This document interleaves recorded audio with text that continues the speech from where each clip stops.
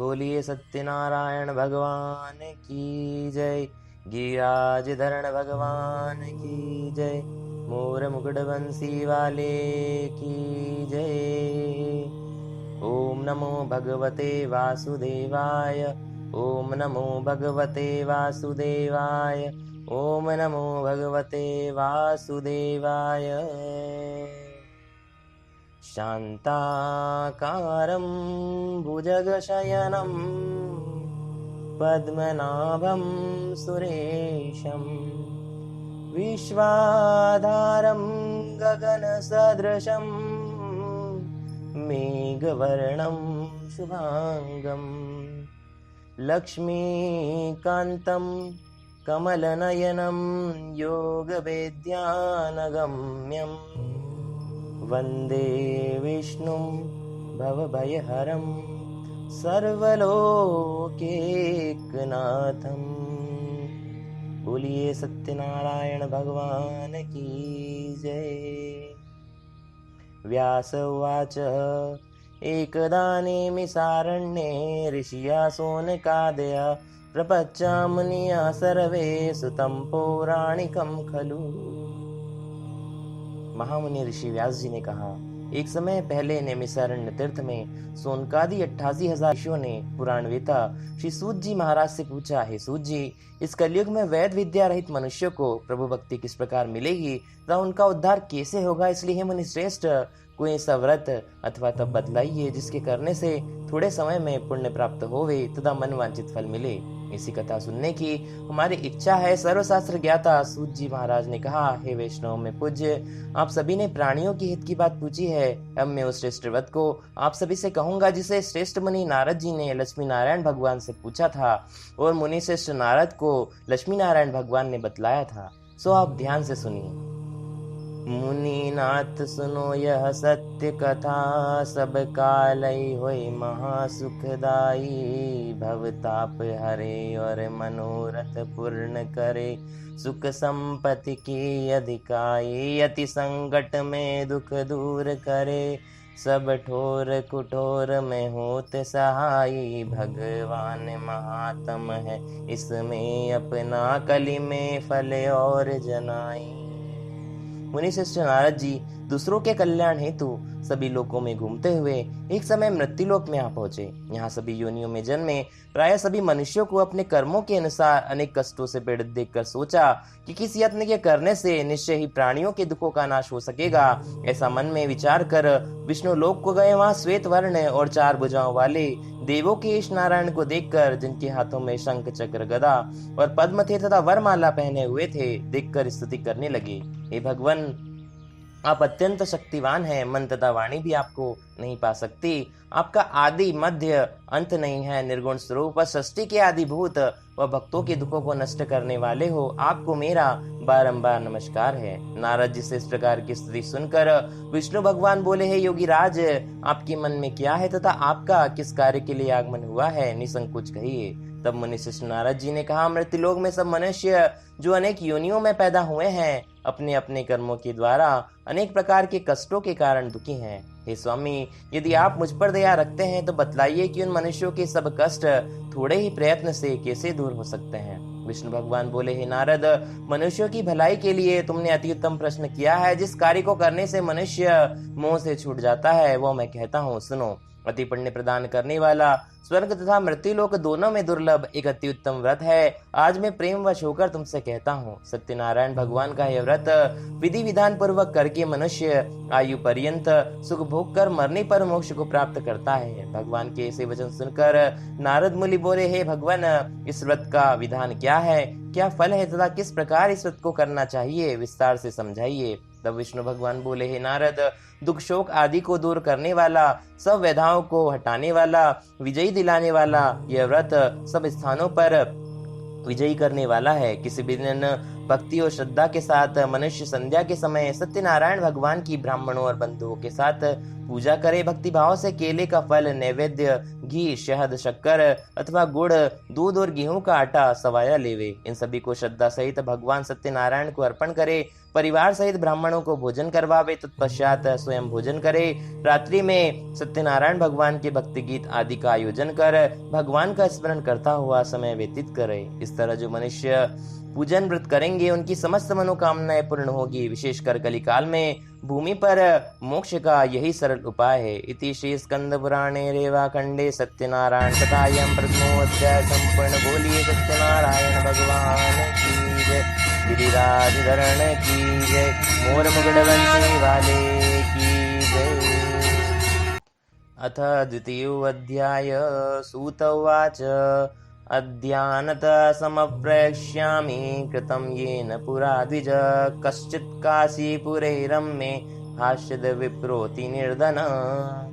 श्री सूत जी बोले, हे ऋषियों, जिन्होंने प्राचीन काल में इस व्रत को किया है उनका इतिहास मैं कहता हूँ, सुनो। अति सुंदर काशीपुरी नगरी में एक अति निर्धन ब्राह्मण वास करता था। वह भूख और प्यास से बेचैन होकर हर समय दुखी रहता था। ब्राह्मणों से प्रेम करने वाले विष्णु भगवान ने उसको दुखी देखकर एक दिन पूरे ब्राह्मण का रूप धारण कर निर्धन ब्राह्मण के पास जा आदर से पूछा, हे ब्राह्मण, तुम हर समय दुखी होकर पृथ्वी पर क्यों घूमते हो? हे श्रेष्ठ ब्राह्मण, यह सब मुझसे कहो, मैं सुनना चाहता हूँ। कष्टों से घिरे उस ब्राह्मण ने कहा, मैं निर्धन ब्राह्मण हूँ, भिक्षा के लिए पृथ्वी पर फिरता हूँ। हे भगवान, यदि आप इसका उपाय जानते हैं तो कृपा कर मुझे बतलाइए। वृद्ध ब्राह्मण का रूप धारण किए हुए विष्णु भगवान बोले, हे ब्राह्मण, श्री सत्यनारायण भगवान मनवांचित फल देने वाले हैं, इसलिए तुम उनका विधि पूर्वक पूजन करो, जिसके करने से मनुष्य सब दुखों से मुक्त होता है। निर्धन ब्राह्मण को व्रत का संपूर्ण विधान बतलाकर वृद्ध ब्राह्मण का रूप धारण करने वाले सत्यनारायण भगवान अंतर्ध्यान हो गए। वृद्ध ब्राह्मण ने जिस व्रत को बतलाया है मैं उसे अवश्य करूंगा, यह निश्चय करने पर वह अपने घर की ओर चल दिया। परंतु उस रात उस ब्राह्मण को नींद नहीं आई। दूसरे दिन वह जल्दी उठा और भगवान सत्यनारायण के व्रत का निश्चय कर भिक्षा के लिए चल पड़ा। उस दिन उसको भिक्षा में बहुत सा धन प्राप्त हुआ, जिससे उसने पूजा का सारा सामान खरीदा और घर आकर अपने बंधु बांधवों सहित सत्यनारायण का व्रत किया। इसके करने से वह निर्धन ब्राह्मण सब कष्टों से मुक्त होकर अति धनवान हो गया। उस समय से वो ब्राह्मण हर मास व्रत करने लगा। श्री सत्यनारायण भगवान के व्रत को जो शास्त्र विधि के अनुसार श्रद्धा पूर्वक करेगा वह सब विघ्नों से मुक्त होकर मोक्ष प्राप्त करेगा। इस तरह नारद जी से श्री सत्यनारायण भगवान का कहा हुआ यह व्रत मैंने आप सभी से कहा। हे श्रेष्ठ ब्राह्मणों, अब आप और क्या सुनना चाहते हैं, मुझसे कहिए। तब ऋषियों ने कहा, है मुनीश्वर, संसार में इस ब्राह्मण से सुनकर किसने इस व्रत को किया है वह भी हम सुनना चाहते हैं। इसके लिए हमारे मन में श्रद्धा है। मुनियों से ऐसा सुनकर श्री सूत जी ने कहा, मुनिगणों, जिस प्राणी ने इस व्रत को किया है उनका भी इतिहास कहता हूँ, सुनो। एक समय वह धनी ब्राह्मण परिवार के साथ शास्त्र विधि के अनुसार अपने घर पर सत्यनारायण भगवान का व्रत कर रहा था। उसी समय एक लकड़ी बेचने वाला बूढ़ा व्यक्ति वहां आया। उसने सिर पर रखा लकड़ियों का गट्ठर बाहर रख दिया और ब्राह्मण के मकान में चला गया। प्यास से बेचैन लकड़हारे ने ब्राह्मण को व्रत करते देखा। वह प्यास को भूल गया। उसने ब्राह्मण का अभिनंदन किया और पूछा, है ब्राह्मण, आप यह किसका पूजन कर रहे हैं? इस व्रत को करने से किस फल की प्राप्ति होती है, कृपा कर मुझे बतलाइए। तब उस ब्राह्मण ने कहा, सब इच्छाओं को पूर्ण करने वाला ये सत्यनारायण भगवान का व्रत है। इनकी कृपा से मेरे यहाँ धन और ऐश्वर्य का आगमन हुआ है। ब्राह्मण से इस व्रत के बारे में जानकर वह लक्कड़हारा अत्यंत प्रसन्न हुआ। भगवान का चरणामृत लेकर और भोजन करने के पश्चात वह अपने घर की ओर चल दिया। और फिर अगले दिन लकड़हारे ने अपने मन में इस प्रकार का संकल्प किया कि आज गांव में लकड़ी बेचने से जो धन मिलेगा उसी से सत्यनारायण भगवान का उत्तम व्रत करूंगा। मन में ऐसा विचार कर वह लकड़हारा लकड़ियों का गट्ठर अपने सर पर रखकर जिस नगर में धनवान लोग रहते थे इसी सुंदर नगरी की ओर चल दिया। उस दिन उसे उन लकड़ियों का दाम पहले दिनों से चौगुना मिला। तब वह बूढ़ा लकड़हारा बहुत प्रसन्न होकर पक्के केले, शहद, शक्कर, घी, दही, दूध और गेहूं का चूर्ण इत्यादि सत्यनारायण भगवान के व्रत की सामग्रियों को लेकर अपने घर की ओर चल दिया। फिर उसने परिवार को बुलाकर विधि विधान के साथ भगवान का पूजन एवं व्रत किया। उस व्रत के प्रभाव से वह बूढ़ा लक्कड़हारा धन्य धान्य से युक्त हुआ और संसार के समस्त सुख भोग कर वैकुंठ धाम को प्राप्त हुआ। इति श्री स्कंद पुराणे रेवाखंडे श्री सत्यनारायण कथायं द्वितीयो अध्याय संपूर्ण। बोलिए सत्यनारायण भगवान की जय, गिरिराज धरण की जय, मोर मुकुट बंसी वाले की जय, वृंदावन बिहारी लाल की जय। अथ तृतीयो अध्याय। सूत उवाच पुनरग्रे प्रवक्ष्यामि शृणुध्वं मुनिसत्तमा, पुरा चोलकामुखो नामान पश्चासीन महामति। श्री सूत जी बोले, हे श्रेष्ठ मुनियों, अब आगे की कथा कहता हूँ। प्राचीन काल में उल्कामुख नाम का एक महान ज्ञानी राजा था। वह जितेंद्रिय और सत्यवक्ता था। प्रतिदिन मंदिरों में जाकर निर्धनों को धन देकर उनके कष्ट दूर करता था। उसकी पत्नी कमल के समान मुख वाली सती साध्वी थी। भद्रशीला नदी के तट पर उन दोनों ने विधि विधान सहित सत्यनारायण भगवान का व्रत किया। उसी समय वहां व्यापार करने के लिए धन से संपन्न एक साधु वणिक आया। वह वैश्य नाव को नदी के किनारे ठहराकर राजा के समीप गया। राजा को व्रत करते हुए देखकर उसने विनय पूर्वक पूछा, है राजन, यह आप क्या कर रहे हैं? मेरी सुनने की इच्छा है तो कृपया मुझे बतलाइए। महाराज उल्कामुख ने कहा, है वैश्य, मैं अपने परिवार के साथ पुत्र की प्राप्ति के लिए श्री सत्यनारायण भगवान का व्रत व पूजन कर रहा हूँ। राजा के वचन सुनकर साधु वैश्य ने आदर से कहा, है राजन, मुझे भी इसका संपूर्ण विधान बतलाइए। मैं भी आपके कथन अनुसार इस व्रत को करूंगा। मेरे भी कोई संतान नहीं है, इससे निश्चय ही होगी। राजा से व्रत का संपूर्ण विधान सुनकर व्यापार से निवृत्त हो वह वैश्य आनंद पूर्वक अपने घर की ओर चल दिया। उसने अपनी पत्नी को संतान देने वाले उस व्रत का समाचार सुनाया और संकल्प किया कि जब मेरे यहाँ संतान होगी तब मैं इस व्रत को अवश्य करूंगा। वैश्य ने यह वचन अपनी पत्नी लीलावती से कहे। एक दिन उसकी पत्नी लीलावती भगवान की असीम कृपा से गर्भवती हो गई तथा 10वें महीने में उसने एक सुंदर कन्या को जन्म दिया। दिनों दिन वह कन्या इस तरह बढ़ने लगी जिसे शुक्ल पक्ष का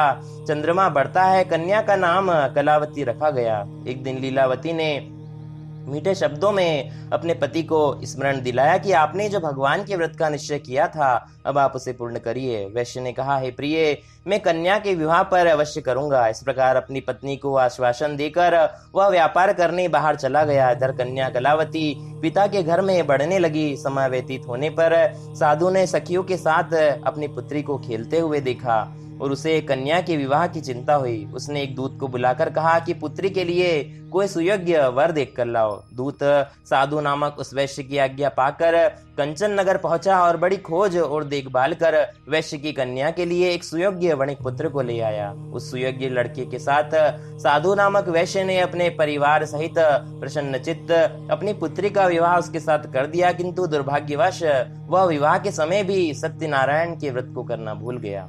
इस पर श्री भगवान क्रोधित हो गए और उन्होंने वैश्य को श्राप दिया कि तुम्हें दारुण्य दुख प्राप्त होगा।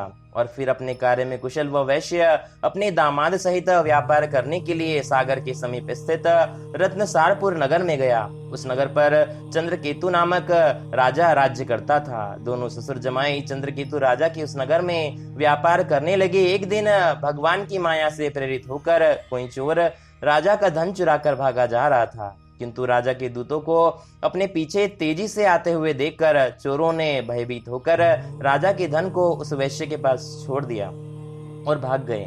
जहां पर दोनों वैश्य ठहरे हुए थे वहां से चोर भाग गए। जब दूतों ने उस वैश्य के पास राजा के धन को रखा देखा तो उन्होंने उस ससुर दामाद को ही चोर समझा। वे उन दोनों को बांध कर ले गए और राजा के समीप जाकर बोले, आपका धन चुराने वाले यह 2 चोर हम पकड़ कर लाए हैं, देखकर आज्ञा दे। तब राजा की आज्ञा से उन्हें कठोर कारावास में डाल दिया गया और उनका समस्त धन छीन लिया गया।